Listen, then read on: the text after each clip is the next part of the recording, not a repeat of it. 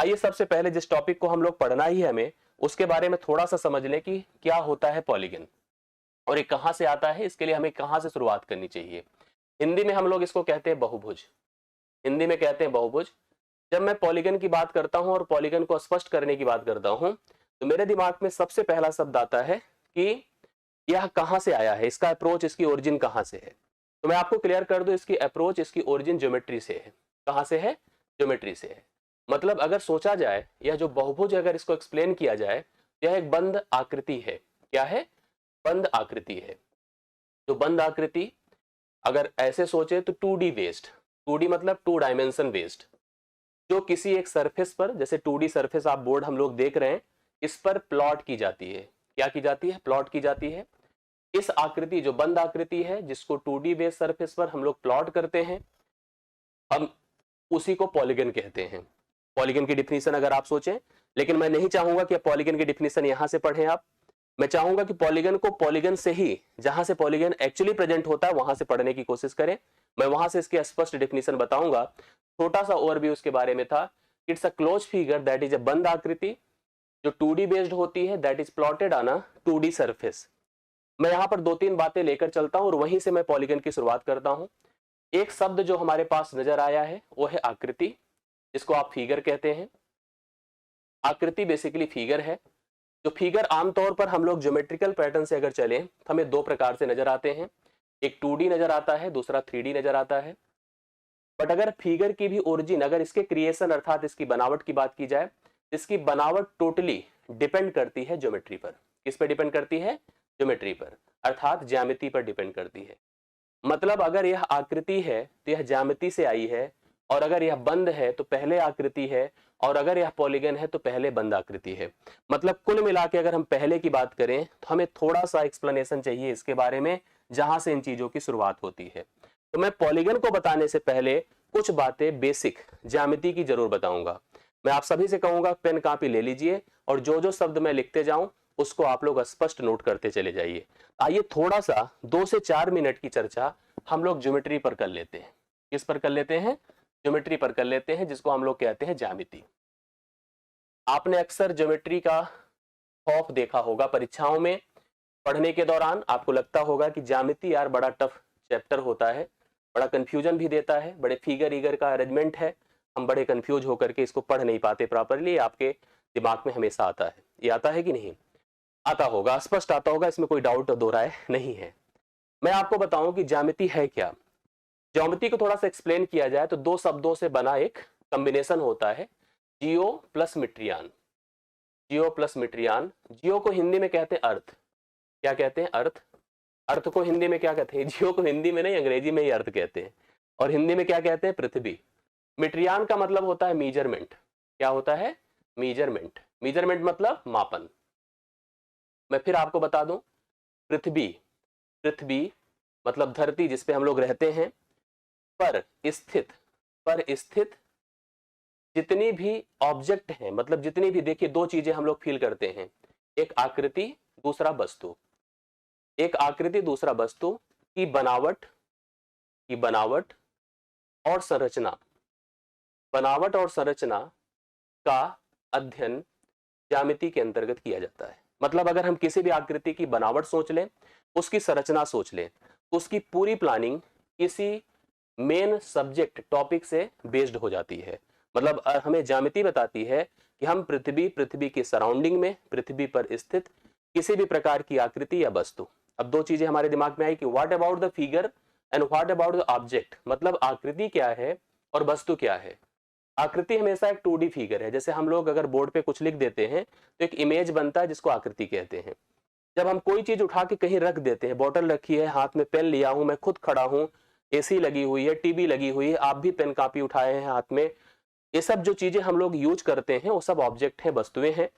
देखा जाए तो भी एक फिगर का ही बृहद अर्थात उसका अलग मेजरमेंट स्वरूप है। इसको हम लोग ऑब्जेक्ट कहते हैं। आमतौर पर यह 3D होती है। हर प्रकार की आकृति की बनावट, संरचना का अध्ययन ज्यामिति के अंतर्गत किया जाता है। इसके अगर हम मेन इन्वेंटर की बात करें तो एक साइंटिस्ट थे जिनका नाम था यूक्लिड। आपने सुना होगा Euclid. He was called the father of geometry. उन्हें हम लोग क्या बोलते थे? फादर ऑफ ज्योमेट्री, अर्थात ज्यामिति के पितामह बोले गए कौन? यूक्लिड। यूक्लिड को ज्यामिति का पिता बोला गया। इन्होंने ही ज्यामिति का अप्रोच हमें दिया और ज्यामिति से संबंधित जितनी भी एक्टिविटीज है उसको करने में हमें एक अप्रोच, एक कॉन्सेप्ट प्रोवाइड किया। हम लोग इसलिए इनको यूक्लिड को फादर ऑफ ज्योमेट्री बोलते हैं। मतलब कुल मिला के इन्होंने कहा कि हम ज्यामिति के अंतर्गत किसी भी प्रकार की आकृति का, अर्थात फिगर का मैनेजमेंट, फिगर की संरचना, फिगर की बनावट, फिगर के अप्रोच, फिगर से संबंधित हर प्रकार का जो भी अरेंजमेंट है उनकी डिस्कशन, उनकी चर्चा, उनकी परिचर्चा, उन पर प्लानिंग किया करते हैं। ये आप ध्यान से सोचिएगा। फिर मेरे दिमाग में आया, जो आकृतियां होती हैं ये आमतौर पर कैसी होती हैं और इनके अंतर्गत क्या क्या चीजें मुख्य होती हैं। तो कुछ बातें हमें और स्पष्ट समझ में आई कि जैसे आकृतियां, ध्यान से सुनते जाइएगा, हम जो रियलाइज करेंगे, जो डिसाइड करेंगे, वो सबसे पहले तो हम दो प्रकार से करेंगे। कहें भैया ये 2D हो सकती हैं, 3D हो सकती है, अर्थात दो वे में हो सकती हैं, 3 वे में हो सकती हैं। अब इनके बारे में तो आपको बताने की आवश्यकता नहीं कि 2 वे में कौन हो गई, 3 वे में कौन हो गई। मतलब 2 डायमेंशनल कौन है और 3 डायमेंशनल कौन है, आप सब समझते हैं। Plotted figure on a board, on a copy, जो रिटन वर्क है, रंगोली आप बना दीजिए, जो सरफेस पर बिल्कुल ऊंचाई पर नहीं होती है, जो प्लॉट होती है इंक से, मार्कर से, पेन से, वो सब कुछ आपकी क्या है, एक मतलब 2 डायमेंशनल फिगर है, 2D फिगर है। और जो रखी जाती है, जो उठाई जाती है, जिसका उपयोग किया जाता है, वो 3 डायमेंशनल फिगर है। आप एग्जाम्पल के तौर पर कई सारे एग्जाम्पल फील कर सकते हैं, हमने जैसे अभी आपको बताया ही एग्जाम्पल के तौर पर। अब अगर हम इनके आधार पर आकृतियों की बनावट को दो प्रकार से डिवाइड कर दें तो हमें 2D और 3D नजर आया। मैं आपको कंफर्म कर दूं कि हमारा पूरा पाठ्यक्रम, जितनी भी पढ़ाई लिखाई हम लोग ज्यामिति के अंतर्गत करते हैं, उन सब के लिए हमारा 2D पर्याप्त है। मतलब हम अपने पूरे पाठ्यक्रम में 2D फिगर की ही बनावट, संरचना की बात करते हैं। हाँ, एक बात और मैं कंफर्म कर दूं कि जब हम कभी आयतन, जब हम कभी कैपेसिटी की बात करते हैं, फिगर की बनावट के अप्रोच को ना पढ़ करके उसका उपयोग करने की बात करते हैं, तो हम 3D फिगर भी यूज करते हैं। लेकिन उस समय हमें हमारी जिम्मेदारी केवल कैपेसिटी से लेकर के, उनकी क्षमता से लेकर के, उनके सरफेस एरिया से लेकर के, उनमें कितना मेटल लग रहा है, कितनी धातु लग रही है, इसके उपयोग तक ही सीमित रह जाते हैं। हम 2D पर बनावट, संरचना की बात करते हैं, इसलिए हम 2D फिगर को ही फोकस करते हैं ज्यादातर। फिर दिमाग में और रखिए एक दो बातें। इसको अगर हम कैटेगराइज करें और अन्य प्रकार से, तो दो अन्य फिगर हमारे जनरेट होते हैं।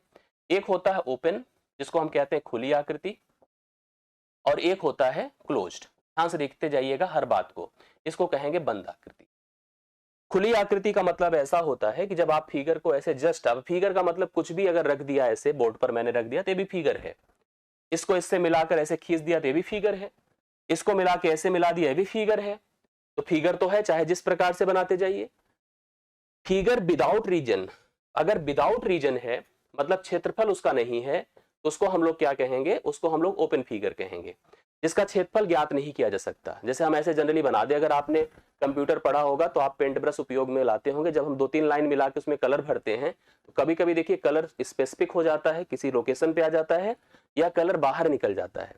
तो जब क्षेत्रफल ही निश्चित नहीं है, वो असीमित बढ़ सकता है, तो वह ओपन है। हाँ, जब रीजन प्लॉटेड होते हैं, क्लोज्ड होते हैं, ऐसे क्लोज्ड होते हैं, तो उसको हम बंद आकृति कहते हैं। इसको कहते हैं विथ रीजन, अर्थात इसका हम क्षेत्रफल निकाल सकते हैं। इसकी भी अपनी लिमिटेशन होती है, अभी मैं आपको स्पष्ट बताता हूं। चाहे आकृति 2D हो, 2D में भी अगर ओपन हो या क्लोज्ड हो, तो ओपन या क्लोज के बारे में आपको थोड़ा सा यहाँ पर अवेयरनेस होनी आवश्यक है कि एक्चुअली ओपन क्या है जो विदाउट रीजन है, एक्चुअली क्लोज क्या है जो विथ रीजन है। मतलब इसमें विदा क्षेत्रफल नहीं कर सकते, इसमें क्षेत्रफल हम ज्ञात कर सकते हैं। ये दो बातें आपको कंफर्म हो जानी चाहिए। फिर ले देकर के बात आई कि अगर हम कोई भी आकृति बनाएंगे, अगर हम कोई भी आकृति अर्थात फिगर बनाएंगे, तो उस फिगर को बनाने के लिए, चाहे वो जिस प्रकार की भी फिगर हो, अगर हम यहाँ पर नाम के आधार पर ही चले, चाहे हमने कहा हमें ओपन फिगर बनाना हो, चाहे हमें क्लोज फिगर बनाना हो, ठीक है, अर्थात हम खुली आकृति बनाना चाहते हैं या हम बंद आकृति बनाना चाहते हैं, उन दोनों स्थितियों में हमारी जो बेसिक डिमांड है, जो बेसिक रिक्वायरमेंट्स है, वो क्या है। आप अगर फिगर बनाना ही चाहते हैं तो आपको जरूरत किसकी किसकी पड़ती है। हमें जरूरत मुख्यतः कुछ चीजों की जो पड़ती है, प्लीज इसको पॉइंट कर लीजिए, उन चीजों के बारे में जान लीजिए। सबसे पहली आवश्यकता हमारे पास होती है पॉइंट की। किसकी होती है? पॉइंट की, अर्थात बिंदु को। फिर दूसरी आवश्यकता हमारे पास होती है लाइन की, जिसको आप रेखा कहते हैं, और तीसरी आवश्यकता हमें होती है एंगल की। ठीक है, एंगल की, जिसको आप कोण कहते हैं। अब आप कुछ बातें समझिए। हमारे सरफेस पर कहीं एक स्पॉट ऐसे बना दीजिए जिसकी ना तो कोई लंबाई हो, ना कोई चौड़ाई हो, ना कोई ऊंचाई हो। उसको हम लोग क्या कहते हैं? बिंदु। ठीक है, ऐसे बना दीजिए, बिंदु हो गया। अब ऐसे रख दीजिए पेन से अपनी कहीं पर जहां पे है आप, तो हो गया बिंदु, पॉइंट हो गया। ना कोई उसकी लेंथ है, ना ब्रेथ है, ना कोई थिकनेस है, जस्ट अ पॉइंट। ये पॉइंट है, but it's also a figure. यह भी एक आकृति है, लेकिन एक किसी फिगर के निर्माण की सबसे मूलभूत इकाई है, सबसे प्रारंभिक इकाई है। सबसे शुरुआत में हमें एक बिंदु ही चाहिए, जब रख देते हैं तो प्लॉट हो जाता है, वो अभी एक फिगर बन जाता है। दो बिंदुओं को मिला देते हैं तो रेखा बन जाती है। जैसे ही हम दो बिंदुओं को ऐसे मिला दें, एक लाइन अर्थात रेखा बन जाती है। और अगर हमने सीधी लाइन मिलाया तो इसको हम सरल रेखा कहते हैं। सरल स्ट्रेट लाइन भी कह सकते हैं हम लोग, यहाँ पर लीनियर लेंथ भी कह सकते हैं, क्योंकि इसके दो प्रकार के अप्रोच हो जाते हैं रेखाओं के। एक आपका लीनियर हो जाता है जो सीधी सरल रेखा है, एक कर्व्ड हो जाता है जो वक्र रेखी है। वक्र रेखी, जैसे आपने अगर याद होगा तो आपने पैराबोला पढ़ा होगा। सर्कल बेसिकली, ऐसे छोटा एग्जांपल समझ लीजिए, जैसे ऐसे फिगर आपका बन जाए इस फिगर लाइन का उपयोग करते हुए, तो कर्ड लाइन है। और सीधी रेखा का उपयोग करते हुए आयत बन जाए, त्रिभुज बन जाए, वर्ग बन जाए। स्ट्रेट लाइन का उपयोग करते हुए, लीनियर लेंथ का उपयोग करते हुए, तो उसको हम सीधी सरल रेखा कहते हैं। लेकिन जानना दो चीज आवश्यक है, दो बिंदुओं को मिलाने से रेखा बनती है, दिमाग में रखते जाइएगा। रेखाओं का जो उपयोग होता है, अगर उसको हम इंक्लाइंड कर दे, एक दूसरे से मिलाते हैं। जैसे आप ऐसे समझिए, अगर एक रेखा ऐसे थी, एक रेखा ऐसी बनी हुई थी, उस रेखा के इस शीर्ष बिंदु से, यहां भी बिंदु था, एक और रेखा ऐसे पास कर दे, अर्थात उनके बीच एक झुकाव जनरेट कर दे, इंक्लिनेशन जिसको कहते हैं, तो वहां से एक कोण बनता है। क्या बनता है? कोण। तो आपने तीन बातें पढ़ी। कोई भी फिगर के लिए तीन चीजें आवश्यक होती हैं। क्या? सबसे पहले बिंदु। ठीक है, जैसे आपने कभी याद होगा आपको, हम लोग बचपन में मैगजीन देखते थे, न्यूज़पेपर आते थे, तो लिखा जाता था बिंदु को बिंदु से मिलाइए। जब बिंदु को बिंदु से मिलाते थे तो कोई आकृति बन जाती थी, कभी शेर बन जाता था, कभी भालू, कभी चीता, कभी आदमी ही बन जाता था। तो बिंदु को बिंदु से मिलाते थे सरल रेखाओं का उपयोग करते हुए। तो बिंदु से बिंदु को मिलाने पर रेखा, रेखाओं के परस्पर झुकाव को कोण। मतलब हमें किसी भी आकृति को बनाने के लिए इन्हीं तीन चीजों की आवश्यकता होती है। ज्योमेट्री में सबसे पहले इन्हीं तीन के बारे में एक्सप्लेन किया जाता है। अब हमारे इन तीनों का उपयोग करते हुए हमने एक आकृति का निर्माण कर दिया। चलिए, इन तीनों का उपयोग करते हुए एक आकृति का निर्माण कर दिया। आकृति एक समय ओपन हुई, जब मैंने बताया विदाउट रीजन, तो उसको क्या कहते थे हम लोग? ओपन। विथ रीजन उसको हमने कहा क्लोज्ड। हमको जो पढ़ना है एक्चुअली वह यह है कि जो क्लोज्ड फिगर होते हैं उनको हम कहते हैं पॉलीगन। ध्यान से देखते जाइएगा। मतलब ये जो बंद आकृति होती है उन्हीं को हम कहते हैं पॉलीगन, अर्थात उन्हीं को कहते हैं हम लोग बहुभुज। तो आप बहुभुज की डिफिनीशन अपनी कॉपी में नोट कर सकते हैं। किसी किसी सरल रेखीय, ध्यान से देखते जाइएगा, सरल रेखीय बंद आकृति को, बंद आकृति को बहुभुज कहते हैं। मेरी बातें आपके जहन में आ गई होगी, अगर कंफर्म हो गया होगा अभी तक बहुभुज का प्रोसेस। हालांकि बहुभुज का प्रोसेस नहीं कंफर्म हुआ होगा, बहुभुज मतलब कंफर्म हो गया होगा कि बहुभुज नाम की चीज है क्या। तो आपको क्लियर हुआ होगा कि कोई भी आकृति जो कि ओपन नहीं है, क्लोज्ड है, अर्थात बंद है, उसी को हम लोग कहते हैं बहुभुज। वही अंग्रेजी में कहलाता है पॉलीगन। बंद आकृति को क्या कहते हैं? हम बहुभुज कहते हैं। किसी सरल रेखीय बंद आकृति को बहुभुज कहते हैं। ओपन और क्लोज फिगर के बारे में जानकारी अगर आपको लेनी है, समझनी है, तो जस्ट फिगर, एक लाइन बना दो, दो लाइन मिला दो, बस उनको बाउंडेड मत करना कि अंदर हम रह सके। बाउंडेड कर दिया तो क्लोज हो गया। ओपन रखिए, वो फिगर ओपन है, जैसे ही बाउंडेड कर दिया, उसके अंदर स्पेसिफिक स्पेस प्रोवाइड कर दिया, तो वही आपका क्या हो गया? क्लोज फिगर हो गया, जिसको हम लोग हमेशा एक बहुभुज कहा करते हैं। आशा करता हूं इतना समझ में आया होगा। मुझे पूरा कंफ्यूजन, मतलब मुझे नहीं लग रहा है कि आपको किसी को यह बात कंफ्यूज कर रही होगी। अगर कर रही है तो प्लीज बता दें। एक बात मैंने कंफर्म कर दिया कि पॉलीगन है क्या। क्या पॉलीगन है? जिस चैप्टर को आप मेरे से आज पढ़ रहे हैं, वहां तक पहुंचने के लिए जिन जिन चीजों की मुख्य आवश्यकता थी वो मैंने आपको बता दी। ये है पॉलीगन जिसको हम आज पढ़ रहे हैं। हमने अभी बता दिया कि यह क्या है, ध्यान से देखते जाइएगा। यह एक क्लोज्ड फिगर है, यह क्लोज्ड फिगर है। कुछ बातें समझते जाइएगा, अर्थात एक बंद आकृति, बंद आकृति है। अगर बंद आकृति है तो रीजन, रीजन मतलब एक तरह से हम कह सकते हैं कि बाउंडेड लाइन का उपयोग होता है, बाउंडेड लाइन का उपयोग होता है। एरिया निकाला जा सकता है, क्षेत्रफल निकाला जा सकता है। एरिया देखिए मैंने क्या क्या बताया, क्लोज फिगर है, बाउंडेड लाइन का उपयोग होता है, एरिया निकाला जा सकता है, और सबसे एक इंपॉर्टेंट बात, लीनियर लाइन का उपयोग किया जाता है, अर्थात सरल रेखा का उपयोग किया जाता है। जैसे अब हाँ, एक चीज और सबसे इंपॉर्टेंट, जो सबसे इंपॉर्टेंट इसकी बात है वो ये है कि कम से कम, कम से कम 3 रेखाओं, रेखाओं के उपयोग से, उपयोग से बहुभुज की शुरुआत होती है, बहुभुज की शुरुआत होती है। अर्थात बहुभुज बनाने के लिए हमें कम से कम 3 रेखा की जरूरत है। अगर आपको बहुभुज निकालना है, बनाना है, तो आपको मिनिमम 3 लाइंस रिक्वायर्ड है। जैसे आप सोचिए, एक बिंदु है, क्या बहुभुज है? नहीं। क्या ये लाइन बहुभुज है? नहीं।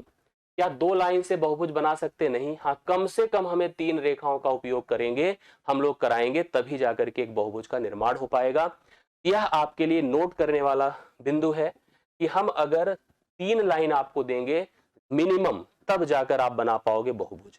ये आपको पॉइंट करना है। तो आप मेरे एक प्रश्न का उत्तर दे सकते हो कि अगर हम कम से कम ये 3 लाइन का उपयोग करके बहुभुज बनाते हैं, तो हमारे उस फिगर का नाम क्या होगा जहां से बहुभुज की शुरुआत होती है? 3 लाइन अर्थात 3 रेखाओं से घिरी पहली आकृति आपकी कहलाती है ट्रायंगल। ट्रायंगल जो कि हिंदी में त्रिभुज कहलाती है, जो कि फर्स्ट पॉलीगन है, first specified hole marked polygon है। पहला पॉलीगन कौन है? त्रिभुज है। त्रिभुज को हम लोग पहला क्लोज फिगर अर्थात पॉलीगन कहते हैं। इसी के बाद से त्रिभुज का बनना, इसी के बाद से बहुभुज का बनना प्रारंभ हो जाता है। अब यहीं से हम लोग बहुभुज की डिसाइडिंग नेचर पर चलते हैं कि कौन कौन से फिगर हमारे बहुभुज हैं, जो अब किस पर बेस्ड हो गए हैं? रेखाओं पर बेस्ड हो गए हैं। रेखाओं पर बेस्ड फिगर को हम बहुभुज अब कहना शुरू कर देंगे। आइए थोड़ा सा नामकरण कर दिया जाए। हमने कहा साइड्स के बिहाफ पर हम बहुभुज का नाम डिसाइड करते हैं, साइड्स, और उनका नेम ऑफ द पॉलीगन क्या है, ध्यान से देखते जाइएगा। साइड अगर हमारे पास 3 है तो यहीं से बहुभुज की प्लानिंग होगी। अगर 3 है तो इसको हम कहेंगे ट्राइंगल अंग्रेजी में, हिंदी में इसको हम त्रिभुज कहेंगे। ध्यान से देखते जाइएगा। अगर आप फिगर भी बना दीजिए तो फिगर ऐसे देखिए त्रिभुज का बन गया। 4 लाइन है तो इसको हम कहेंगे क्वाड्रिलेटरल, क्वाड्रिलेटरल। क्वाड्रिलेटरल को हिंदी में क्या कहेंगे? चतुर्भुज। अर्थात हम 4 रेखाओं का उपयोग करके सभी प्रकार के चतुर्भुज बना सकते हैं। 5 लाइन का उपयोग अगर आप करेंगे पेंटागन कहलाता है। पेंटागन को पंचभुज कह सकते हैं, ठीक है। 6 लाइन का उपयोग करेंगे तो बहुत ही इंपॉर्टेंट फिगर आप देखते होंगे जिसको हेक्सागन कहते हैं, हेक्सागन जिसको हम खटभुज कहते हैं, खटभुज। 7 लाइन का उपयोग करते हैं तो हेप्टागन कहलाता है, हेप्टागन कहलाता है जिसको हम सप्तभुज कहते हैं।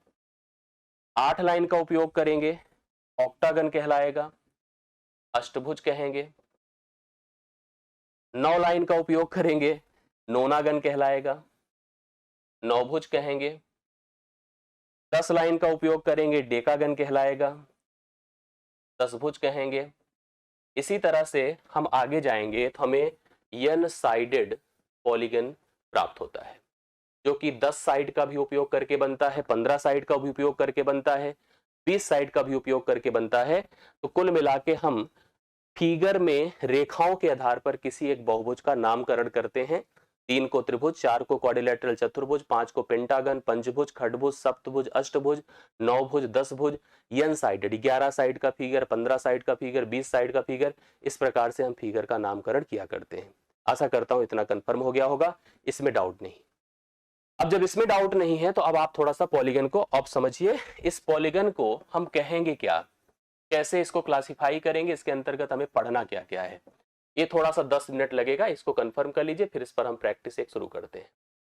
ध्यान से देखिए, अभी प्रैक्टिस में इन्वॉल्व हो जाइएगा। इसके पहले थोड़ा सा हमें 5 से 7 मिनट का वक्त और दीजिए, 10 मिनट में मिनिमम बात बताऊंगा, आपको ये बातें कंफर्म हो जाएगी सारी की सारी। पॉलीगन आप डेफिनेशन समझ गए हैं। मैंने कहा 2 प्रकार के पॉलीगन हम जनरेट करते हैं। एक को कहेंगे कॉन्वेक्स, कॉन्वेक्स को कहेंगे उत्तल बहुभुज, उत्तल बहुभुज, बहुभुज। एक होगा कॉनकेव, कॉनकैव, जिसको हम कहेंगे अवतल बहुभुज। अवतल बहुभुज। आपसे यह प्रश्न अक्सर एग्जाम में पूछा जाता है और सब तो कर लेते हैं, लेकिन इस पर जरूर कंफ्यूज हो जाते हैं सब लोग कि उत्तल बहुभुज क्या है, अवतल बहुभुज क्या है। आप थोड़ा सा पॉइंट कर लीजिएगा। एक ऐसा बहुभुज जिसमें सभी कोण 180 डिग्री से छोटे होते हैं, सभी कोण 180 डिग्री से छोटे होते हैं, तो उसे हम कहते हैं उत्तल बहुभुज। कम से कम एक कोण, ध्यान से देखिएगा, कम से कम एक कोण 180 डिग्री से अधिक, 180 डिग्री से अधिक तथा 360 डिग्री से कम होता है,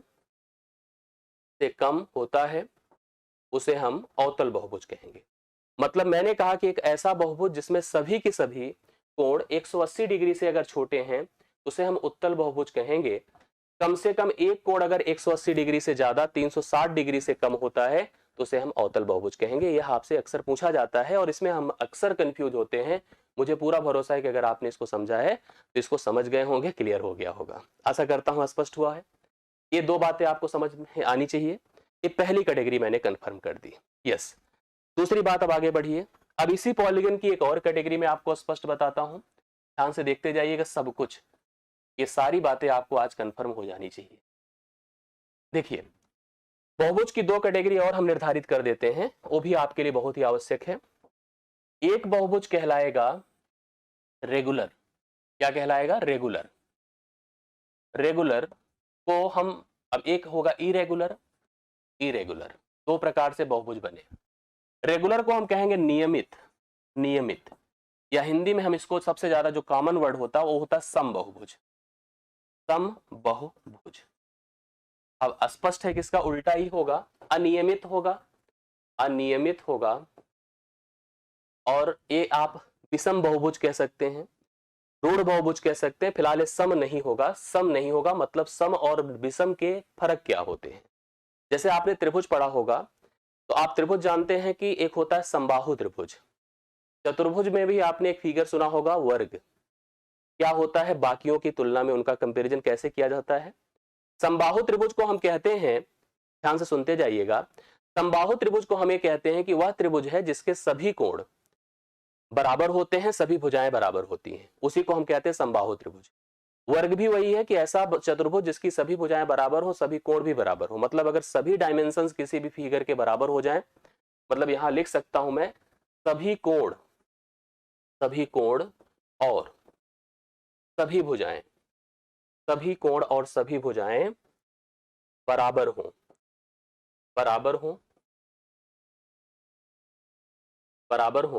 तो वह समबहुभुज कहलाता है। जैसे मैं एग्जाम्पल के तौर पर आपको बताना चाहूं तो आप नोट भी कर सकते हैं। एग्जाम्पल के तौर पर जैसे हम लिख सकते हैं, समबाहु त्रिभुज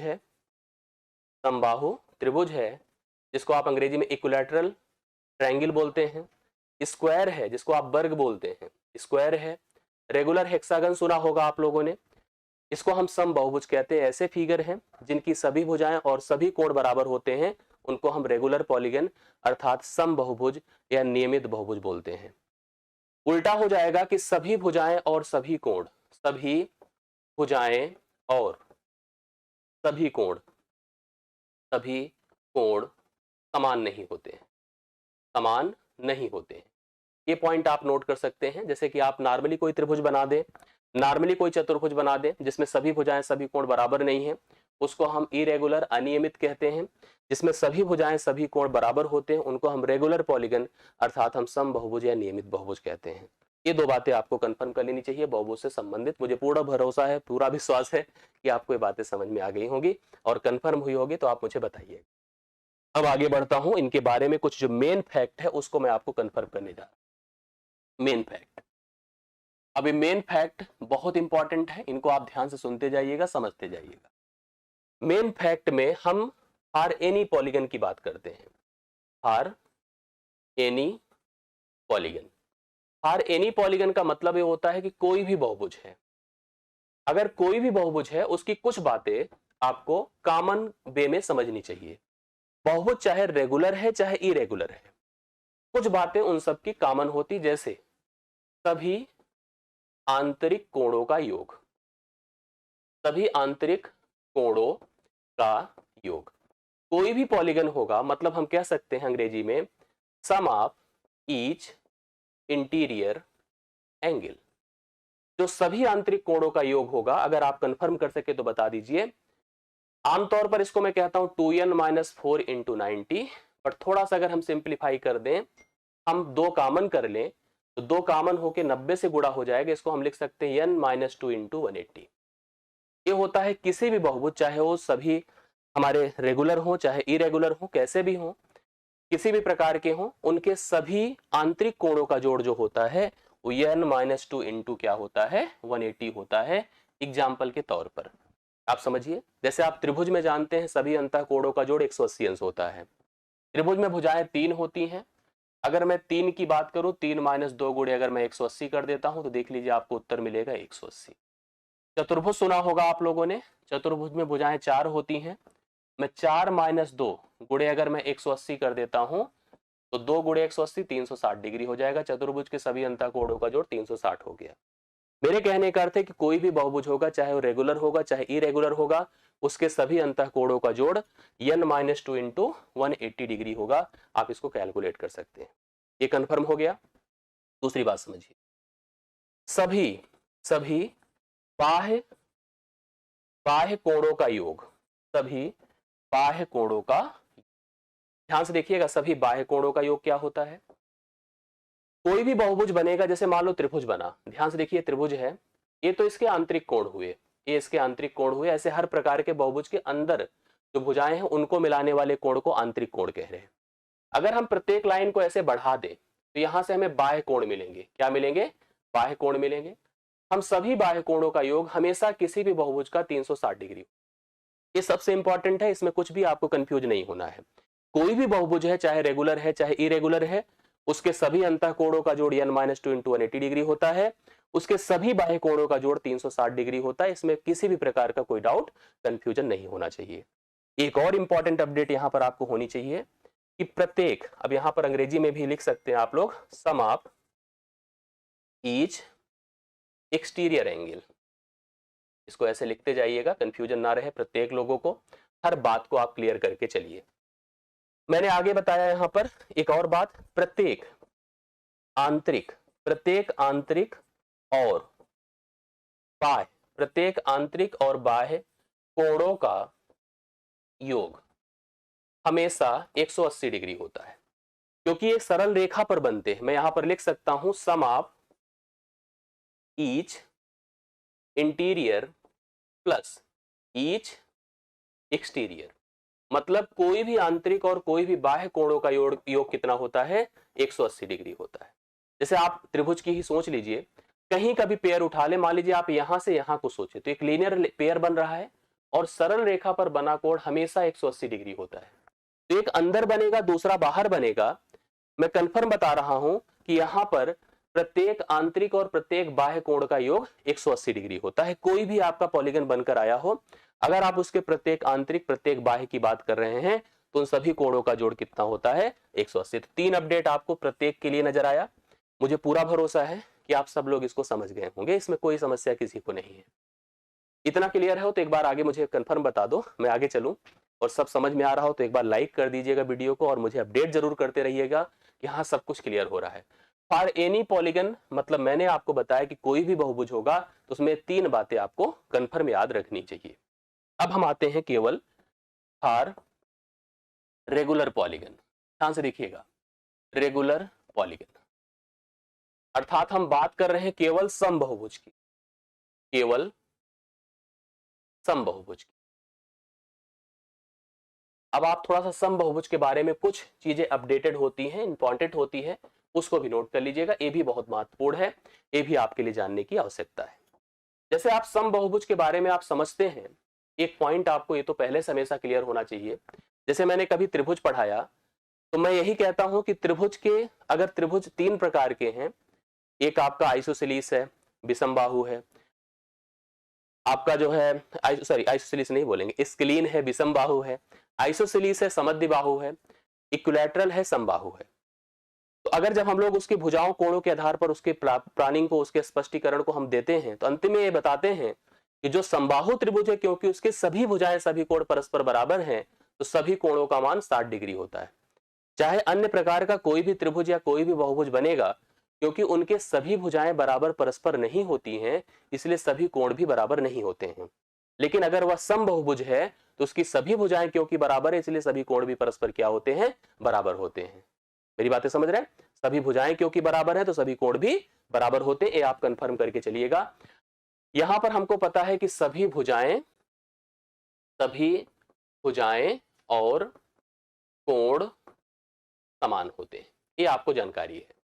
सभी भुजाएं और सभी कोण क्या होते हैं, समान होते हैं। अब कुछ बातें इनकी पॉइंटेड आप लिख लीजिएगा, जैसे प्रत्येक आंतरिक कोण का मान, ध्यान से देखिए जाइएगा, प्रत्येक आंतरिक कोण, क्योंकि इसमें प्रत्येक आंतरिक कोण समान होते हैं, बाकी में समान तो होते नहीं। मैंने कहा each interior angle, each interior angle. जैसे मैं आपसे कहूं कि एक फिगर है स्क्वायर, उसके प्रत्येक कोण का मान क्या होगा, तो आप कहोगे सर उसका टोटल सम तो 360 होता है। 360 को सॉरी तो मतलब अगर टोटल सम की बात करो 360 है, 360 को 4 से भाग कर दो। मतलब मैं लिख सकता हूं n-2 into 180 divide by n, मतलब जितना सम है सम को n से डिवाइड कर दीजिएगा तो प्रत्येक आंतरिक कोण आपका पता चल जाएगा। ठीक है, दूसरा नोट करिएगा, प्रत्येक बाह्य कोण का मान, प्रत्येक बाह्य कोण का मान बताइए क्या होगा। यहां पर लिख सकता हूं ईच एक्सटीरियर एंगल, प्रत्येक बाह्य कोण, क्योंकि सभी बाह्य कोणों का जोड़ कितना होता है, 360 होता है, तो मैं लिख सकता हूं 360 divided by n, 360 divide by n। यहां पर प्रत्येक आंतरिक कोण जब आपसे पूछेगा तो भुजाओं की संख्या दी रहेगी, हमसे प्रत्येक आंतरिक कोण कहेगा और हम लोग निकाल देंगे, डाउट नहीं आएगा। प्रत्येक बाह्य कोण पूछेगा तो भी भुजाओं की संख्या रहेगी, तब भी हम 360 को n से भाग कर देंगे तो हमें प्रत्येक बाह्य कोण पता चल जाएगा। एक कंफ्यूजन देखो यहां पर और बनती है, मैं वो भी बता देता हूं। कभी कभी आपसे प्रत्येक बाह्य कोण पूछता है, प्रत्येक बाह्य कोण पूछता है, प्रत्येक बाह्य कोण तब पूछता है जब भुजाएं, जब हमको यहां सॉरी प्रत्येक नहीं, प्रत्येक भुजाएं पूछता है, प्रत्येक भुजाएं या भुजाओं की संख्या बेसिकली हम लिख सकते हैं, भुजाओं की संख्या पूछता है, भुजाओं की संख्या।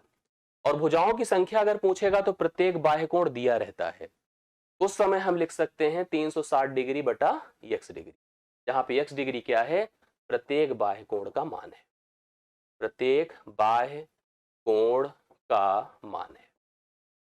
ये 3 इंफॉर्मेशन और आपको नोट करनी चाहिए।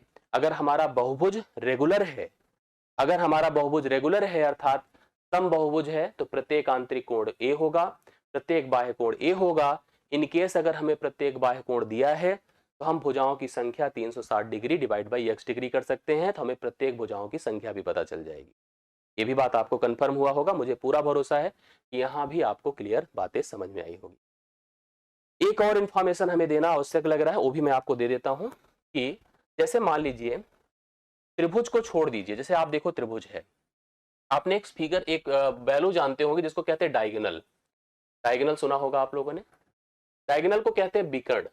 विकर्ण मतलब एक ऐसी रेखा होती है जो विपरीत बिंदुओं को मिलाती है, विपरीत बिंदुओं को मिलाने वाली रेखा होती है, विपरीत बिंदुओं को मिलाने वाली रेखा है।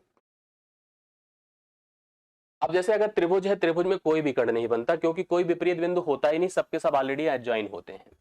पर जब चतुर्भुज होता है तो उसमें विपरीत बिंदु बनते हैं, जैसे कि आप इसको इससे मिलाएं, इसको इससे मिलाएं तो 2 डायगोनल बने। ऐसे अगर पेंटागन है, ध्यान से देखिएगा, तो पेंटागन की बात अगर करो तो पेंटागन में देखो आप प्रत्येक बिंदुओं को मिलाएं, इसको इससे मिलाएं, इसको इससे मिलाएं, इसको इससे मिलाएं, इसको इससे मिलाएं, इसको इससे, तो 5 डायगोनल बने। तो हमसे एक चीज हमको यहां पर पता होनी चाहिए कि विकर्णों की संख्या, विकर्णों की संख्या क्या होती है, नंबर ऑफ डायगोनल्स जिसको कहते हैं, नंबर ऑफ डायगोनल्स। इसका फार्मूला होता है n into n-3 divide by 2, ये होता है विकर्णों की संख्या। जैसे मान लीजिए यहां पर 4 है, फिगर में भुजाएं कितनी है, 4 है, n का मान 4 है। आप देख पा रहे हैं 2 विकर्ण बन रहे हैं, तो मैं लिखूंगा 4 गुणे 4 - 3 बटा 2, अर्थात 4 गुणे 1/2, 2 से काट दीजिए, देखिए 2 भी कट बन रहे हैं। इसकी बात अगर करिए तो मैं लिखूंगा 5 गुणे 5 माइनस 3/2, अर्थात लिखेंगे 5 गुणे 2/2, 2 से कट के देखिए विकर्ण कितने आ रहे हैं, 5। तो विकर्णों की संख्या किसी भी पॉलीगन में क्या होती है, n into n minus 3 divide by 2। मुझे लगता है कि जितना मैंने बताया अभी तक पॉलीगन के हिसाब से इतनी इंफॉर्मेशन अगर है तो कोई भी प्रश्न आपका छूटेगा नहीं, प्रत्येक प्रश्न को आप आराम से करके एग्जाम में आएंगे। आशा करता हूं कि यहाँ पर इतनी बातें आपको कंफर्म हुई होगी, इतना आप स्पष्ट किए होंगे। अब इतना अगर क्लियर है तो आइए आगे की चीजों को हम लोग यहाँ पर कुछ प्रैक्टिस के माध्यम से कंफर्म कर लें। एक बार आप लोग मुझे बता दें इतनी बातें समझ में आई कि नहीं, प्लीज बताइए। अगर क्लियर है तो अब देखिए प्रैक्टिस की कुछ चीजें हैं, उन पर हम लोग फोकस करते हैं, उनकी बातों को यहाँ पर समझने की कोशिश करते हैं। पहला प्रश्न आपके सामने है, आप लोग इसको देखिए। आज के सेशन का जितना कुछ पढ़ा है, मुझे लगता है इसका रिवीजन तभी संभव है, इसका नॉलेज तभी संभव है जब इस पर हम कुछ प्रैक्टिस कर लेंगे। और प्रैक्टिस अगर कर लेंगे तो ये आपका पूरा टॉपिक आज के ही दिन कंप्लीट हो जाएगा। आज के दिन आप किसी भी परीक्षा के लिए 1 अंक जरूर तैयार कर लेंगे। इससे और मान के चलिए, चाहे वो आपका किसी भी सेंट्रल लेवल का एग्जाम हो, स्टेट का हो, बहुभुज से संबंधित प्रश्न हर परीक्षा में आता ही आता है। और अगर आता है तो आपको यहाँ पर जितना कुछ पढ़ा उसका उपयोग यहाँ पर दिखाना है, और आप सक्रियता तेजी के साथ दिखाओ प्रश्नों को हल करते हुए। किसी खंडभुज के सभी आंतरिक कोणों का मान बताइए। मुझे आप सभी बताओ खंडभुज में भुजाओं की संख्या कितनी है, n बराबर 6। अभी अभी हम लोगों ने डिस्कस किया कि हमें अगर किसी भी रेगुलर पॉलीगन या कोई बहुभुज जनरली है तो उस बहुभुज के सभी कोणों का सम क्या होता है। तो सम का फार्मूला आपने पढ़ा n माइनस 2 इंटू 180, यही पढ़ा हम लोगों ने। n की जगह पे 6 है तो 6 माइनस 2 गुणे 180 कर दीजिए, तो 6 मतलब 2, 4 गुणे 180 कर दीजिए, 18 चौके 72 होता है, 720 720 डिग्री। प्रत्येक लोगों ने हमें आंसर दिया है, डी ऑप्शन राइट सोल्यूशन है। 720 द राइट सोल्यूशन, पहला ऑप्शन, पहले प्रश्न का डी ऑप्शन करेक्ट हल हो जाएगा। क्लियर है, 720 डिग्री, यस। दूसरा प्रश्न देखिएगा, सेकंड क्वेश्चन। आप सभी लोग जो लोग कर सकते हैं प्लीज इसका आंसर बताओ। एक पंचभुज, पंचभुज मतलब पेंटागन, n बराबर 5 हो गया, n बराबर क्या हो गया, 5। 5 तो भुजाएं हैं कि आंतरिक कोणों में जो मान है देखो कौन कौन सा है, 130 डिग्री है, 85 है, 108 डिग्री है, 82 डिग्री है। मतलब हमें 4 कोण दिए गए, 4 कोण दिया गया है। तो पांचवें कोण का मान बता दीजिए कि what is the fifth angle, मतलब पांचवा कोण कितना होगा। आपको एक बार प्लीज बताइए कि सब लोग यहां पर, अगर हम 5 टोटल भुजाएं हैं तो इसका अपना सर्टेन योग होगा, सम होगा। उस सम में 4 कोणों का मान अगर दिया गया है तो पांचवा निकालने के लिए पहले बताओ सम क्या होगा।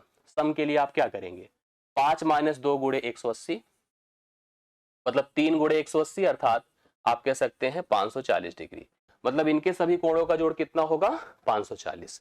अब ये आपके चारों जोड़कर कितने हैं देख लीजिए, जोड़िए थोड़ा सा। जैसे अगर हम इसको जोड़ते हैं तो 100 है, 200 है, ऐसे जोड़ करके भी देख सकते हैं, अपने हिसाब से प्रॉपर कैलकुलेशन भी कर सकते हैं। जैसे कि आपके पास 130 है तो हम लोग यहाँ पर देखिए ऐसे जोड़िए प्रॉपरली, तो यहाँ पर जैसे 82 और 8 मिलके 90 होगा, ध्यान से देखिएगा। तो 190 यही हो गया, 290 हो गया, 290 30 आपका, 290 और 30 320 हो गया, 320 405 डिग्री हो जाएगा। जोड़िए 405 डिग्री, अगर प्रॉपरली इसको जोड़ दिया 405 हो गया। इसमें से 405 डिग्री आप अगर घटाएंगे तो आपका आ जाएगा कितना, यहाँ पर 10 से 5 हो गया, 3 हो गया, 135 डिग्री। 135 डिग्री हो जाएगा डी ऑप्शन इस प्रश्न का भी राइट सोल्यूशन, मतलब पांचवा कोण 135 डिग्री हो जाएगा। हमको भुजाएं दिया था, हम योग निकाल सकते हैं। 4 एंगल दिए गए थे, पांचवा एंगल निकालने के लिए आपको क्या करना पड़ेगा, टोटल सम में से इसके सम को घटा देना होगा, कंफर्म हो जाएगा 135 डिग्री दूसरे प्रश्न का। कंफर्म करते चलिएगा। तीसरा क्वेश्चन आ गया आपके सामने, प्लीज सभी लोग इसका भी हल देखो, बताओ क्या हो सकता है।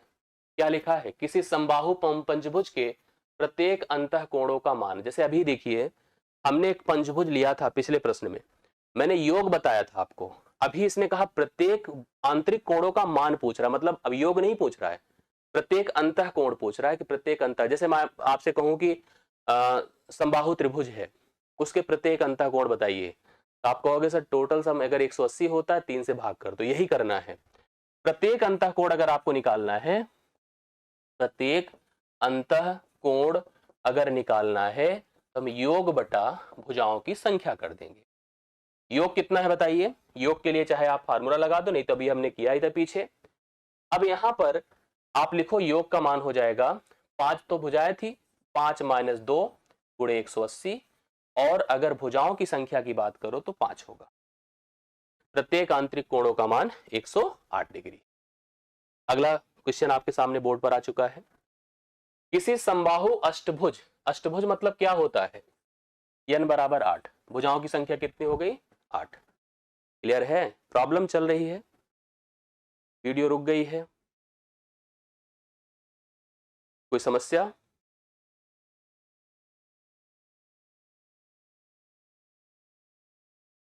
एक बार कंफर्म करिए सब लोग।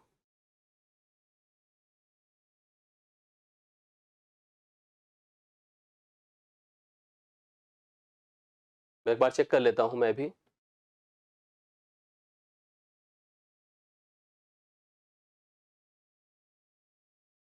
अब क्लियर है?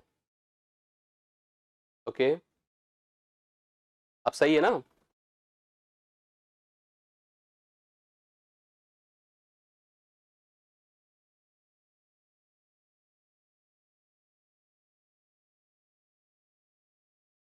ओके, चलिए बढ़िया है, सब ठीक है तो पढ़िए फिर। ठीक है, वीडियो से चल रहा है? ओके, आइए पढ़िए प्रश्न, देखिए क्या लिखा है। एक समबाहु अष्टभुज के प्रत्येक अंतःकोण का माप कितना होगा? समबाहु अष्टभुज के, अभी जैसे हम लोगों ने पढ़ा था पंचभुज वाला, सेम प्रोसेस यहां पर भी है।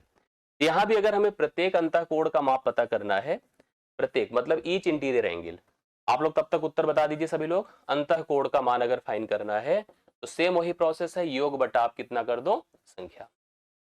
योग के लिए फार्मूला क्या है बताइए?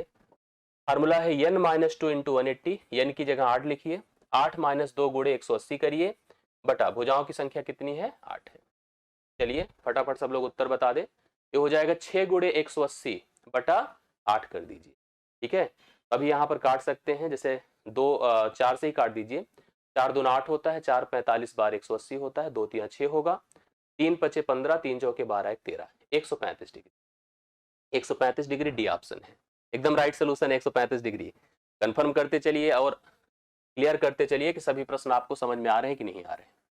ये सब आराम से कर लेने वाले प्रश्न है। अगर एक बार कॉन्सेप्ट क्लियर हो गया है तो अभी कभी जीवन में समस्या इन सब चीजों पे नहीं होने वाली है, सब लोग इजीली बता सकते हैं।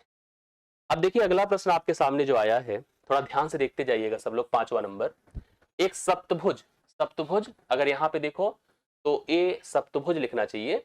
सप्तभुज मतलब 7 साइड, कितनी साइड? सप्तभुज मतलब 7 साइड, इसको हेप्टागन लिखना चाहिए। कि आंतरिक कोण जो है, जो इंटीरियर एंगल है, 1:2, 2:3, 4:4, 5:7:8 के रेशियो में है। ये इनके कोणों का अनुपात है, कोणों का अनुपात दिया गया है। प्लीज देखिए, इसके न्यूनतम कोण अर्थात मिनिमम एंगल की वैल्यू हमें फाइंड करनी है। Which is the minimum angle, कौन सबसे छोटा कोण है वो फाइंड करना है। कभी भी आप जानते हैं अनुपात का उपयोग किसी मान के डिस्ट्रीब्यूशन के लिए किया जाता है। अगर हमें किसी भी सम का रेशियो पता हो, मतलब किसी भी टर्म का रेशियो पता है, तो हम उसका सबसे पहले सम निकालते हैं। क्या निकालते हैं? सम। तो आप अगर सभी कोणों का योग निकालेंगे तो रूल के हिसाब से 7 माइनस 2 इंटू 180 होगा, अर्थात 5 गुणे 180 होगा। 18 पंचे 90, 900 डिग्री हो जाए। टोटल कोणों का योग कितना होगा सप्तभुज में? 900 डिग्री होगा, इसमें कोई डाउट तो नहीं है किसी को? क्लियर हो गया? 7 में से 2 घटाएं 5, 18 पंचे 90, 900 डिग्री हो गया। अनुपाती पदों को जोड़ दीजिए, जोड़िए। 1 2 3, 3 3 6, 6 4 10, 10 5 15, 15 7 22, 22 8 30। अनुपाती पदों को जोड़िए तो 30 आया। 30 की तुलना तुरंत 900 से कर दीजिए। भाई यहाँ पे अनुपाती पद जुड़ के 30 है, यहाँ पे 900 है। 30 का मान अगर 900 है तो इस सबसे छोटा कोण 1 है। 1 का मान क्या होगा बताइए? 30 से सीधा भाग कर दे, 30 डिग्री आएगा। This is the smallest angle, that is 30 degree. जो पहला ऑप्शन है 30 डिग्री करेक्ट हल होगा, 5वें प्रश्न का राइट सोल्यूशन। आशा करता हूं ये भी कंफर्म हो गया होगा। 5वां प्रश्न 30 डिग्री राइट सोल्यूशन दे रहा है, सबसे मिनिमम एंगल। यहां पर आपसे अगर मैक्सिमम पूछता तो 8 का मान निकालते। कभी कभी कह देता है मैक्सिमम और मिनिमम का अंतर बता दो, तो 8 में से 1 घटा देते, 7 का मान निकालते। जो भी पूछता हम लोग उसके हिसाब से कंपेरिजन करके उस प्रश्न का उत्तर बता सकते थे। आशा करता हूं कंफर्म हो गया होगा। 5वां डन है। आगे बढ़ता हूं, छठे प्रश्न की बात किया जाए। छठा प्रश्न बोर्ड पर आ चुका है, क्या लिखा है पढ़िए। यदि एक सब बहुभुज, फिर से बात किसकी कर रहा है, रेगुलर पॉलीगन की, के सभी अंतः कोणों का जोड़ 1440 डिग्री है, मतलब उसका जो सम है उस रेगुलर पॉलीगन का वह 1440 डिग्री है, 1440 डिग्री है। ये देखिए, बहुभुज में भुजाओं की संख्या बतानी है। बहुभुज में भुजाओं की संख्या, टोटल कितने यहां पर एंगल है, मतलब उसके प्रत्येक भुजाओं की संख्या सॉरी आपको बतानी है, ये आपको कंफर्म करना है। अब थोड़ा सा आप लोग दिमाग लगाओ कि कैसे भुजाओं की संख्या निकाली जा सकती है। इसके जो प्रोसेस है, उसकी प्रक्रिया है, दो है। जो पहला टाइप है, थोड़ा सा टाइम टेकन है, वो आप थोड़ा समझिए। पहला जो प्रोसेस है ये है कि भाई सम का रूल क्या होता है। सम का रूल होता है n - 2 इंटू 180। भाई सम की जगह पर आप 1440 डिग्री रख दो, बराबर n नहीं पता है, n ही फाइन करना है, 180 रख दो, ये शून्य खत्म, 18 8 144 होता है, बराबर n - 2 हुआ। n का मान अगर सोचो तो 10 आ जाएगा, अर्थात भुजाओं की संख्या 10 हो गई, पहला ऑप्शन। एक तरीका ये हो गया। दूसरा तरीका मैं आपको एक चीज और बता देना चाहता हूं, दिस इज द टाइप 2, और मुझे लगता है कि हर बात आपको सीखनी चाहिए, जरूरत पड़ने पर किसी का भी उपयोग आप कर सके। दूसरा जो प्रकार ये होगा कि भाई अगर हमें ए सम ऑफ ईच इंटीरियर एंगल दिया है, क्या दिया है, इंटीरियर एंगल। इंटीरियर एंगल का सम 1440 है। आप मुझे एक बार कंफर्म कर दो एक्सटीरियर का सम क्या होगा। कोई भी फिगर है उसके एक्सटीरियर का सम क्या होता है, बताइए। किसी भी फिगर के एक्सटीरियर का सम हमेशा क्या होता है, 360 डिग्री होता है। कितना होता है, 360। कोई भी फिगर होगा उसके एक्सटीरियर का सम हमेशा 360 होगा।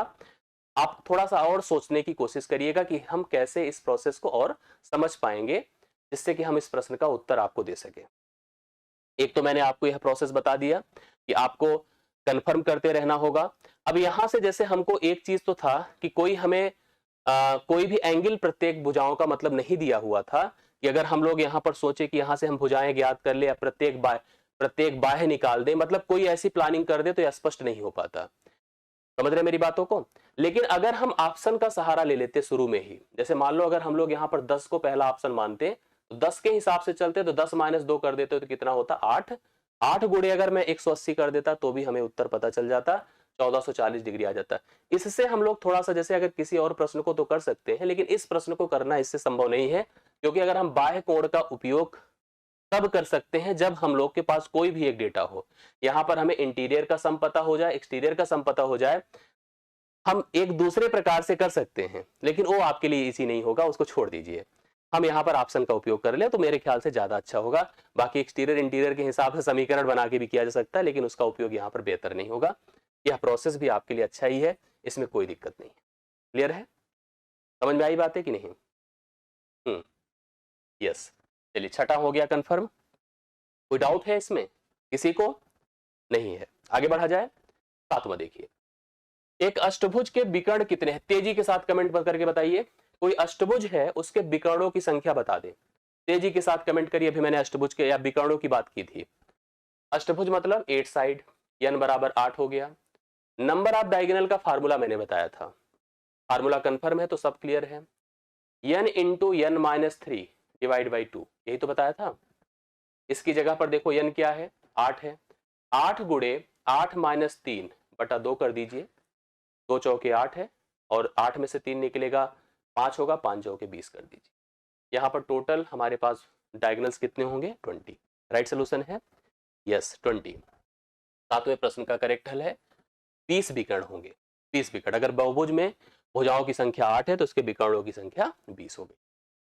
अब देखो जैसे एक दूसरा प्रश्न पूछा है, 100 भुजाओं वाले बहुभुज में विकर्णों की संख्या, तेजी के साथ कमेंट करके बताइए, तेजी के साथ कमेंट करिए। 100 भुजाओं वाले बहुभुज में विकर्णों की संख्या, n बराबर 100। रूल क्या है, n into n - 3 divide by 2। 100 गुणे 100 - 3 97 होगा, बटा आप करिए 2 से करिए 50 बार जाएगा। 50 को गुणा करें 0, 5 7 35, 3 5 9 45, 3 48, 4850। टोटल कितने विकर्ण हो गए, 4850। क्लियर हो गई बात है कि नहीं। तो राइट सोल्यूशन डी ऑप्शन हो जाएगा 4850। अगर हमारे पास भुजाएं हैं 100 तो विकर्णों की संख्या हो गई 4850। ये हो गया 8वें प्रश्न का करेक्ट हल। प्लीज इसको भी नोट करते चलिए। किसी को भी समस्या हो तो जरूर बताते जाएं, जिससे कि हम उस पर अपडेट कर लें, कोई कंफ्यूजन है तो दूर कर लें।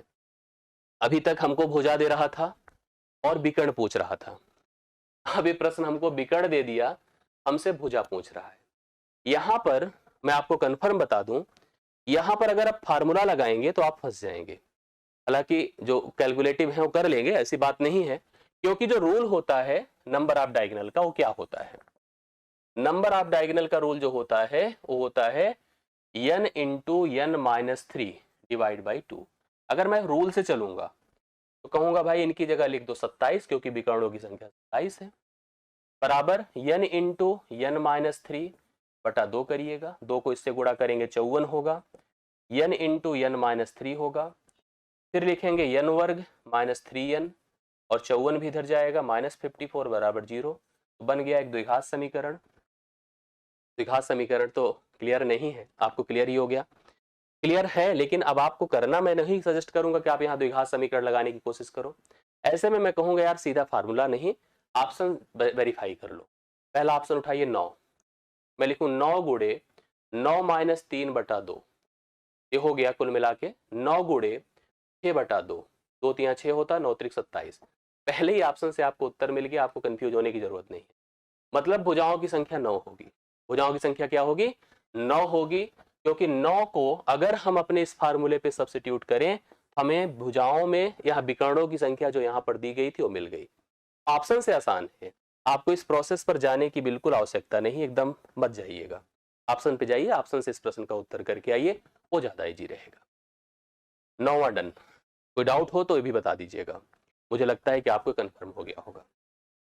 अगला प्रश्न आप देखिएगा, 10वां नंबर।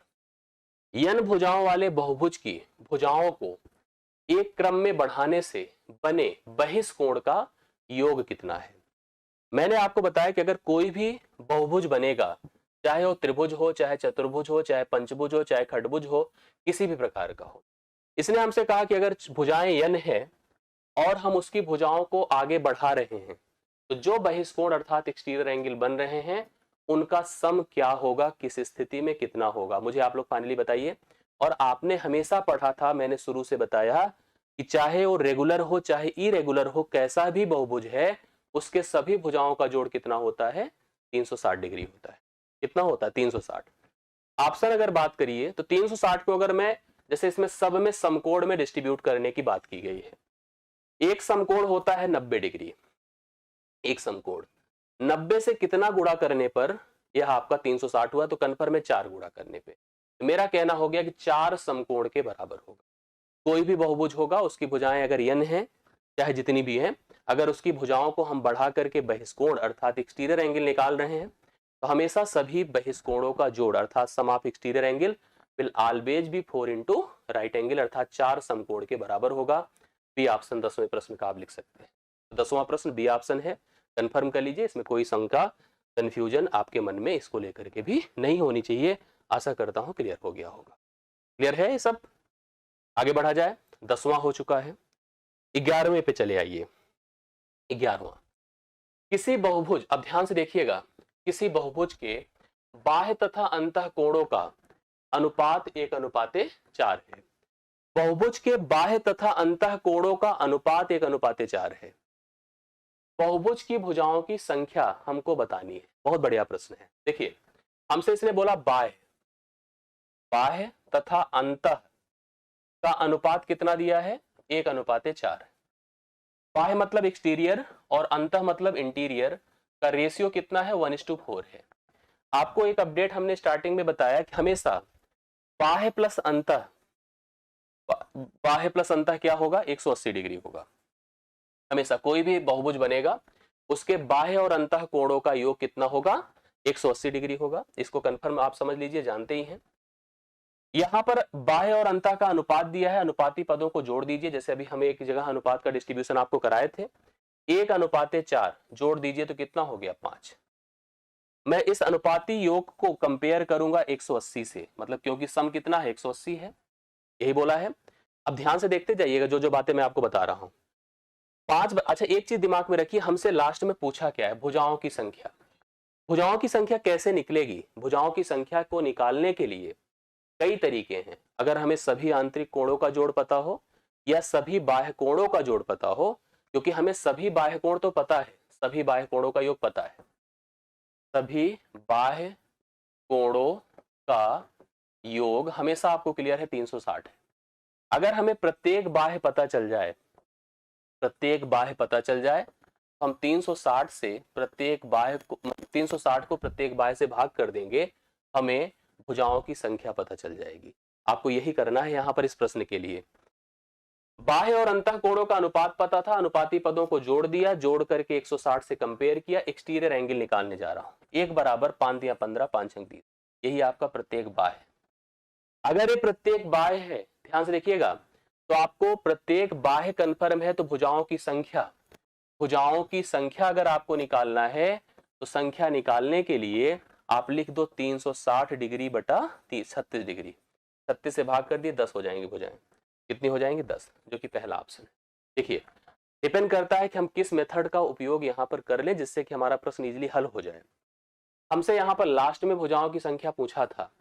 मेरे पास दो तरीके थे भुजाओं की संख्या को निकालने के लिए। हम सभी आंतरिक कोणों के योग से निकाल सकते हैं, सभी बाह्य कोणों के योग से निकाल सकते हैं। यहाँ अच्छा ये था कि हमें बाह्य और आंतरिक का अनुपात पता था, बाह्य आंतरिक का अनुपात पता था, योग हमको ऑलरेडी पता है, ये कॉमन है सबके लिए 180। मैंने बाह्य कोण निकाल लिया, बाह्य कोण से मैंने 360 को भाग दिया, मुझे कंफर्म हो गया कि भुजाएं कितनी है, हमें आंतरिक कोण की जरूरत नहीं पड़ी। राइट सोल्यूशन आपका 10 है, भुजाएं टोटल 10 हैं। 11वें प्रश्न का करेक्ट हल 10 है। आगे बढ़ता हूं, ये कंफर्म हो गया होगा तो आप लोगों का। अगला प्रश्न देखिएगा, 12वां नंबर आप गया है। 12वां नंबर ध्यान से देखिए क्या करना है, सभी लोग मन लगा के समझते जाइएगा, एक अपडेट कर लीजिए, कंफर्म हो जाए जिससे। एक समबाहु बहुभुज के प्रत्येक अंतः कोण तथा प्रत्येक बाह्य कोण का अंतर 60 डिग्री है। अंतः और बाह्य का अंतर 60 डिग्री है। इस बहुभुज की भुजाओं की संख्या निकाल दें।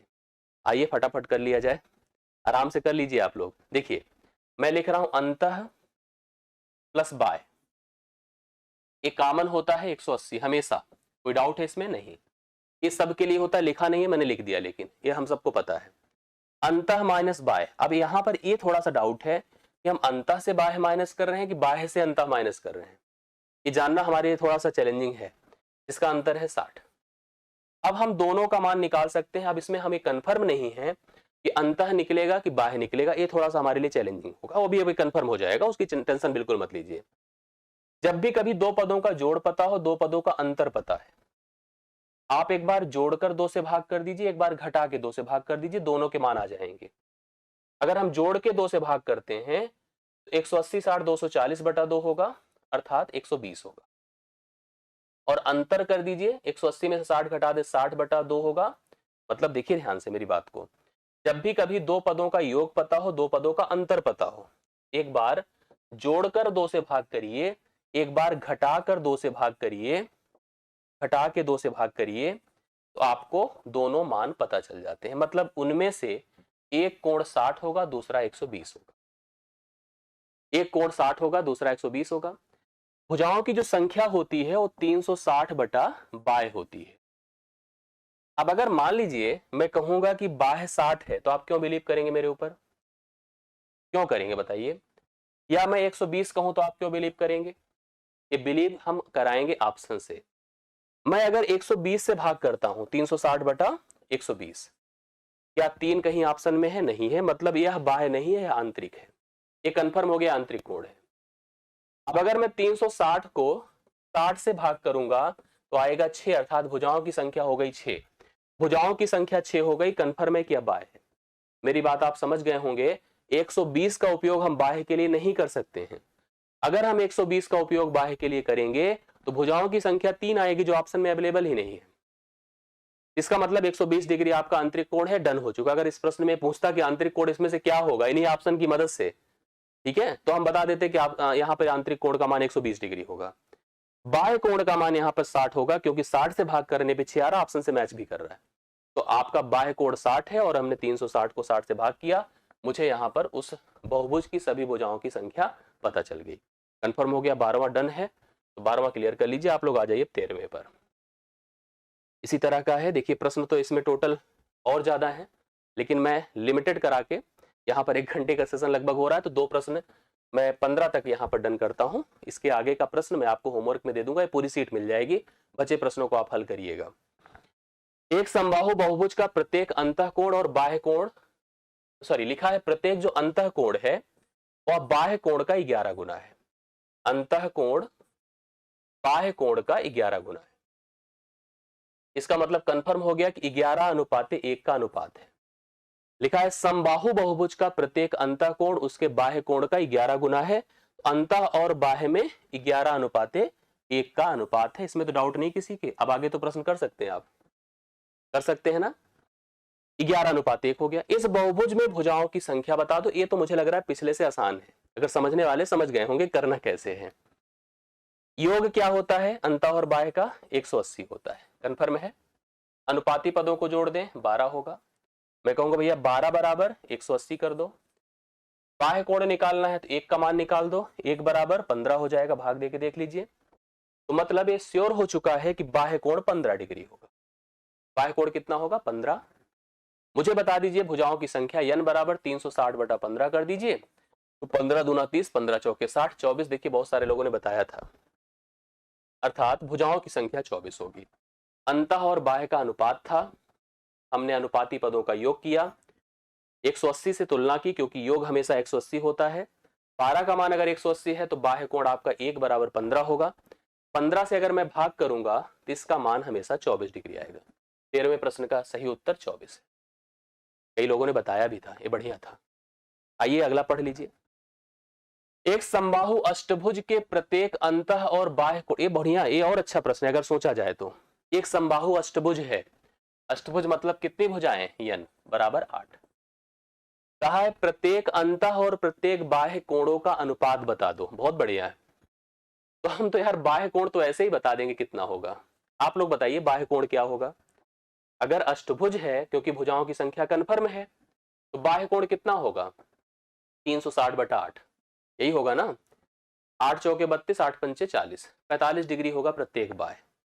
45 क्या होगा? प्रत्येक बाह्य। अंतः बताइए क्या होगा? अंतः ध्यान से देखिएगा, आपको पता है अंतः प्लस बाह्य बराबर क्या होता है? 180 डिग्री। यही होता है कुछ और? अंतः प्लस बाह्य यहां पर 180 होता है। डन है। यहां पर इसने हमसे कहा था कि इनके अंतः और बाह्य का अनुपात बनाओ, तो मैंने कहा अंतः बाह्य तो निकाल दिया। अगर अंतः मैं आपसे पूछूंगा तो आप कहोगे सर इसमें से 45 घटा दीजिए, मतलब यह 135 डिग्री। मतलब बाह्य अगर आपका 45 डिग्री है तो अंतः 135 डिग्री होगा। अब 135 और 45 का अनुपात बना दें तो बताइए, खुद ही आप लोग कंफर्म हो गए होंगे इसमें बताना क्या है। 45 इक्के होता है, 45 तिया होता है, 3:1 हो जाएगा। 3:1। क्यों? इसमें कुछ लोग हमें 4:1 बता रहे हैं। बी कि सी? बी नहीं होगा, सी होगा। 3:1 हो जाएगा। अंतः और बाह्य कोणों का अनुपात 3:1 होगा। This is the C option, 3:1। ये राइट सोल्यूशन हो गया 14वें का। 14 नंबर कंप्लीट हो गया। ये कंफर्म हो चुका है। यहां तक किसी को प्रॉब्लम है? नहीं है। तो लास्ट प्रश्न करूंगा, 5 प्रश्न इसके बाद में होमवर्क का दूंगा, आप सभी लोग कंप्लीट करिएगा।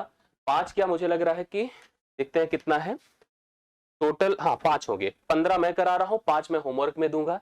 आप सभी लोग इसकी पूरी पीडीएफ टेलीग्राम लिंक जो आप ज्वाइन करेंगे नीचे डिस्क्रिप्शन में, वहां आपको मिल जाएगी, ये सोल्यूशन के सहित मिल जाएगी। और जो 5 रहेंगे वो होमवर्क के लिए रहेंगे, वो आपको करके कमेंट बॉक्स में उत्तर भी देना है उसका। आइए हम लास्ट इसका करते हैं आज के सेशन का 15वां। सब लोग एक बार और मेहनत करके इसका बताइए मान क्या होगा। एक समबाहु बहुभुज के सभी अंतः कोण उसके सभी बाह्य कोणों का दुगुना है। देखिए यहां इसी तरह का प्रश्न है, लेकिन बढ़िया प्रश्न है। अंतः और बाह्य 2:1 में है। अंतः और बाह्य कैसे हैं? 2:1 में। उसने पूछा वो बहुभुज है क्या? तो फिर वही चीज है कि बहुभुज में भुजाओं की संख्या क्या है। सही पूछा जाए तो भुजाओं की संख्या निकालनी है। भुजाओं की संख्या के लिए बाह्य निकालना है। बाह्य निकालने के लिए अंतः बाह्य का अनुपात दिया है। योग आपको 180 ऑलरेडी पता है। योग बराबर 180। अनुपाती पदों का जोड़ 3 होगा। 3 बराबर 180। बताइए बाह्य का मान क्या होगा? 1। 1 बराबर 60। मतलब उसका प्रत्येक बहिष्कोण 60 डिग्री होगा। कंफर्म हो गया। अगर प्रत्येक बहिष्कोण 60 है तो भुजाओं की संख्या हो जाएगी 360/60 अर्थात 6। अगर भुजाओं की संख्या किसी बहुभुज में 6 है तो उसका नाम क्या बताएंगे आप लोग बताइए? अष्टभुज बोलेंगे? नहीं। सप्तभुज बोलेंगे? नहीं। खंडभुज बोलेंगे, अर्थात सी ऑप्शन इस प्रश्न का उत्तर होगा। खंडभुज, सी ऑप्शन राइट सोल्यूशन होगा। हेक्सागन कहलाएगा। क्या हो गया इस प्रश्न का करेक्ट हल? सी ऑप्शन आप लोग नोट कर सकते हैं। ये 15 प्रश्न बताएं, पूरा कॉन्सेप्ट बता दिया। अब इसमें 5 प्रश्न होमवर्क के लिए आपको है। ये पूरा पीडीएफ डिस्क्रिप्शन में जो टेलीग्राम लिंक है उसको ज्वाइन करिए, वहां पर विथ सोल्यूशन और विथ नॉन सोल्यूशन दोनों मिल जाएगा। मैंने अपनी तरफ से पूरा एफर्ट किया है, मैं आपको बता दूं, कंफर्म करने की कोशिश करी है, कॉन्सेप्ट को समझाने की कोशिश करी है। सीरियस जितने भी लोग होंगे, मैं इतना पूरा बिलीव अपने ऊपर, इतना कॉन्फिडेंस रख रहा हूं, जितने भी सीरियस पढ़ने वाले लोग होंगे उनको यह बहुत वैल्यूएबल लगेगा। उनको ईमानदारी से अगर पढ़ेंगे तो उनको एहसास होगा कि एक्चुअली ऐसे इस टॉपिक को पढ़ा जाता है, इसकी पूरी थीम समझ में आएगी। और अगर ऐसा होगा तो आप कमेंट बॉक्स में अपने संदेश, अपने फीडबैक जरूर दीजिएगा। आपको वीडियो कैसा लगा या लेक्चर कैसे लगा, वीडियो नहीं बोलूंगा, लेक्चर कैसा लगा आप जरूर बताइएगा। बाकी फिर से हम लोग मिलेंगे। आज के लिए मेरी तरफ से इतना ही। आपको बहुत बहुत धन्यवाद, आप जुड़े। बाकी हम लोग फिर से अगले सेशन में एक दूसरे के साथ कनेक्ट होंगे। ढेर सारा प्यार। Thank you so much.